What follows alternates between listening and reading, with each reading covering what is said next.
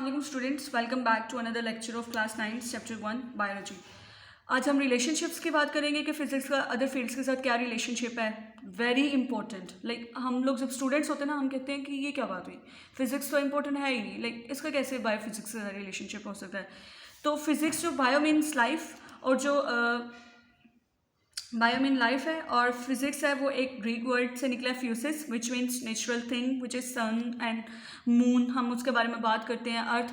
तो हम इसी के बारे में पढ़ रहे होते हैं फिजिक्स में। अगर आपकी बुक वाली एग्जांपल लूँ जिसमें उन्होंने लिम्स की एग्जांपल दी हुई है, तो हम अगर अपने बॉडी के लिम्स की बात करें या अपर लिम की बात करें या लोअर लिम की, लोअर लिम में हमारे फुट वगैरह आ जाते हैं या लेग्स आ जाते हैं, तो उसमें क्या होता है, हमारे फुट हमारी बॉडी को बैलेंस कर रहे हैं ना, हमें मूव करने में हेल्पफुल रहते हैं ना। तो लीवर इन फिजिक्स क्या होता है, लीवर इन फिजिक्स जो है ना, वो बेसिकली चीज़ों को बैलेंस कर रहे होते हैं। फिज़िक्स का प्रिंसिपल बहुत इंपॉर्टेंट है हर फील्ड में। अगर मैं अब अल्ट्रासाउंड की स्टूडेंट हूँ तो मुझे मेरा फिज़िक्स पर बहुत ग्रिप होनी चाहिए। मुझे पता होना चाहिए कि अगर रेडिएशन है या एक्सरे या अल्ट्रासाउंड है तो उसमें फ़िज़िक्स का क्या प्रिंसिपल है, तो क्या प्रिंसिपल्स जो हैं फिज़िक्स के यूज़ हो रहे हैं उसमें, तो ही मैं अच्छी तरह मशीन को डील कर सकूँगी। So what is biochemistry? Chemistry life and bio mean life and chemistry study of chemicals. तो मतलब हम इसमें केमिकल्स की स्टडी करते हैं। सो अगर हम बात करते हैं बायोकेमिस्ट्री की स्टडी ऑफ केमिकल्स है, तो अगर हम यहाँ पे एग्जांपल है एक फोटोसिंथेसिस की, तो प्लांट एक लिविंग ऑर्गेनिज्म है, लेकिन जो उसमें रिएक्शन कौन सा हो रहा है, वो केमिकल रिएक्शन हो रहा है ना। तो ये रिलेशनशिप है बायोकेमिस्ट्री में। बात एक लिविंग ऑर्गेनिज्म की हो रही है, लेकिन उसमें जो रिएक्शन को हम डिस्कस कर रहे हैं वो एक केमिकल रिएक्शन हो रहा है फोटोसिंथेसिस में। ये देखें आपकी बुक में भी photosynthesis and respiration involve the knowledge of chemistry. So this is biochemistry. Further we will move towards what is biomathematics.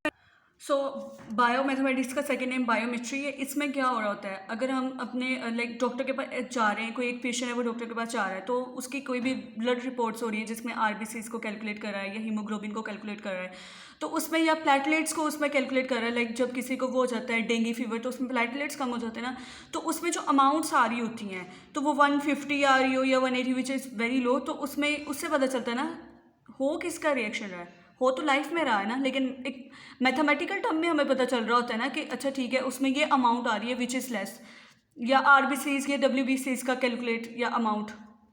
सो एक लिविंग ऑर्गेनिज्म का हम ब्लड लेके उसकी कॉम्पोजिशन चेक करवा रहे हैं, तो वो उसकी जो कंपोजिशन आ रही है, यानी कि उसकी जो अमाउंट आ रही है, वो किस में आ रही है, मैथमेटिक्स में। सो दिस इज बायोमेट्री या biomathematics. So what is biogeography? ये 3 वर्ड से कॉम्पोजिशन है। बायोस में लाइफ, जो मीन अर्थ, ग्राफी जो है वो ड्राइव होता है ग्राफिक्स में। तो अगर हम इसमें एग्जांपल लें, यानी कि जो हमारे एनिमल्स हैं और डिफरेंट एरियाज़ में रह रहे होते हैं ना, मतलब डिफरेंट उनकी जो डिस्ट्रीब्यूशन है ना, तो वो बायोजियोग्राफी कहलाती है। अच्छा, हमारे सर होते थे तो मुझे याद आया, वो कहते थे लाइफ, वाइफ नहीं लाइफ। सो मैं भी आपको कहूँगी वाइफ नहीं लाइफ। सो बायो इकोनॉमिक क्या है? Bio mean life. इकोनॉमिक में हम क्या करते हैं, हम वीट या फ्लोर, उनकी कॉस्ट वैल्यू क्या है, वो चीज़ डिस्कस कर रहे होते हैं ना रिलेटेड टू बायो। यानी इसमें हम यही डिस्कस कर रहे होते हैं ना कि हमारी जो राइस है उसकी क्या कॉस्ट हुई, क्या वैल्यू हुई, हमें लॉस हो रहा है या प्रॉफिट हो रहा है, तो वो इकोनॉमिक पॉइंट ऑफ व्यू से डिस्कशन हो रही है, तो ना, तो इसे कहते हैं बायो इकोनॉमिक्स।